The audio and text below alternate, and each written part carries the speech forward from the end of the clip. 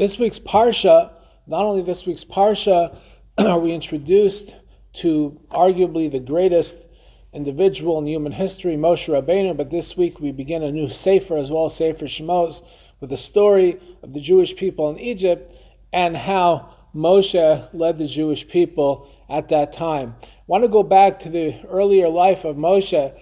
The Torah states, Vayigdal Hayeled, the child grew up. It says the child grew up, and in the following verse it says as well, Vayigdal Moshe, and he grew up. And many of the commentaries point out, why is it necessary for the Torah to say twice he grew up? Is the first time referring to elementary school, and the second time referring to high school? What does it mean? What's the two stages in Vayigdal, in Moshe's growth as he matured into an adult?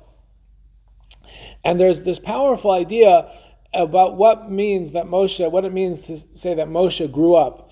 In the second time, it says, Vayigdal Moshe grew up, Vayetzel Echav, he went out to his brothers, Vayar b'sivlosam, and he saw them in their bondage. I mean, the first time is talking about like anybody grows up, someone goes from a child to an adolescent to an adult, and similarly Moshe did as well. But the second time, Vayigdal Moshe means how he became great.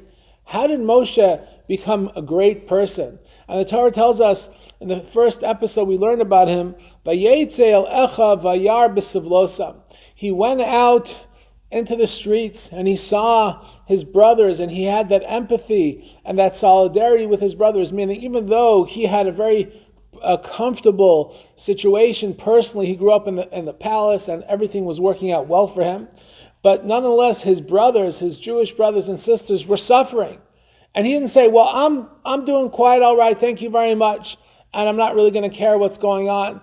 But Vayetzel Echav, he went out to his brothers, Vayar b'sivlosam. It wasn't just that he saw their bondage, as the Mefarshim explains, Vayar b'sivlosam, he internalized it, he made it his issue as well. He made it his issue, was his problem. His empathy turned into really feeling the pain of his brothers and sisters. And that's a sign of greatness. When a person's able to look outside their immediate surroundings and able to look at others and feel their suffering and be empathetic. And that not only feel their suffering and feel empathetic, but motivate them to action. That's what made Moshe Rabbeinu great. It says in the Pirkei Avos, one of the 48 ways to acquire Torah is to be noseh ba'olam chavero, to feel the yoke of somebody else. It doesn't actually say just to feel it, but to carry it with somebody else. If somebody else is having an issue, that's not just their issue, that becomes your issue as well. And where do we learn that from?